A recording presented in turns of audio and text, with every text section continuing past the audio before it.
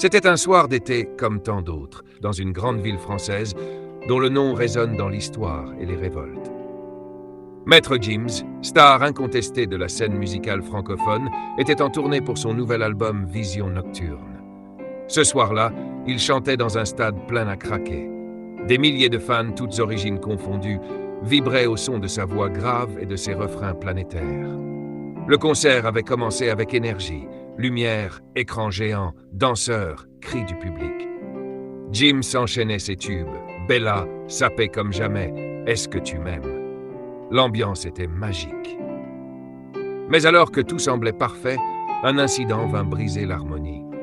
Il était 22h13 exactement lorsque tout bascula. Alors que Maître Gims entamait une version acoustique de Changer, un homme surgit de nulle part. Il avait grimpé sur scène depuis les coulisses techniques, là où les agents de sécurité s'étaient momentanément dispersés pour gérer un souci électrique. Ce n'était pas un fan. C'était un homme blanc, la quarantaine, vêtu d'un blouson en cuir, l'air tendu, déterminé. Avant même que quiconque n'ait pu réagir, il fonça vers Maître Gims et le poussa violemment.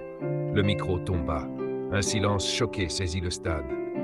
Puis l'homme se mit à crier « Dégage d'ici, espèce de singe! T'as rien à faire sur cette scène en France !» La violence des mots coupa le souffle au public. Gims, surpris, recula, mais ne tomba pas. Il regarda l'agresseur, les yeux écarquillés. Pas de peur, de dégoût, de déception. L'équipe de sécurité réagit enfin, plaquant l'agresseur au sol.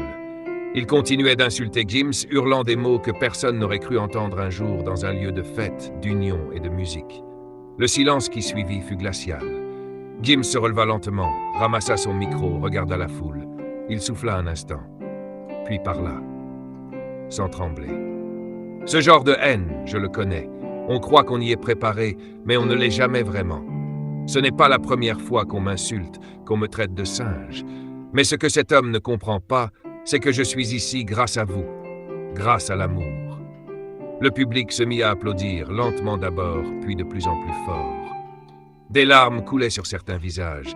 Des mères tenaient leurs enfants, des jeunes levaient le poing. La musique s'était arrêtée, mais quelque chose d'autre naissait, une émotion collective. Je ne répondrai pas à la haine par la haine. Je répondrai par une chanson. Et il chanta. Pas un de ses tubes, une chanson qu'il n'avait jamais sortie.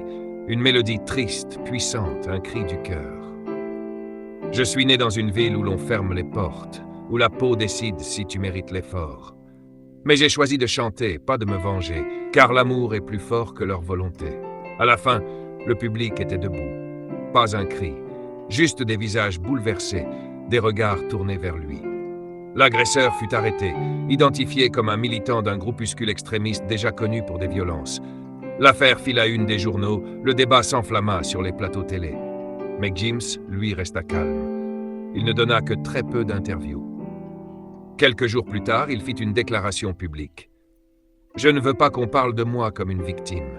Je veux qu'on parle de ce que ça révèle.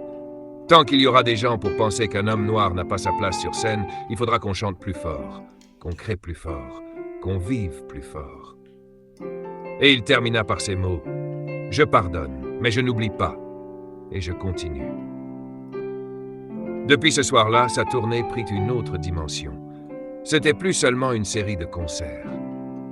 C'était devenu un acte de résistance poétique, une manière de dire « je suis là, et je chanterai pour tous ceux qu'on fait taire. »